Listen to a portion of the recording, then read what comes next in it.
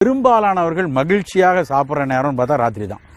ஒன்று வீட்டோட கிளம்பி போய் ஹோட்டலில் உட்காந்து என்னென்னலாம் பிடிக்குமோ அதை ஒரே நேரத்தில் ராத்திரி உட்காந்து சாப்பிடுவாங்க. விருந்துகள் எல்லாருமே பார்த்திங்கன்னா கல்யாணங்கள்லாம் முன்னாடி காலை நேரம் முகூர்த்தம் அதில் தான் பிரமாண்டங்களாக இருந்தது. இன்றைக்கு கல்யாணம்னா எல்லோரும் ராத்திரி போய் ஒரு ரிசப்ஷன் தான் பெரிய விஷயமா நடந்து அன்றைக்கு ஏகப்பட்ட உணவுகளை ஒரே நேரத்தில் கொட்டிப்பாங்க.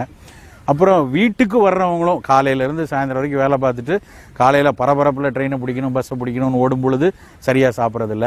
மதியம் எடுத்துகிட்டு போகிற உணவில் ஒன்று உணவின் மேல் விருப்பம் இல்லாமல் இல்லை நேரம் இல்லை ஏதோ ஒரு இடத்துல மதிய உணவும் சரியாக இருக்கிறது கிடையாது.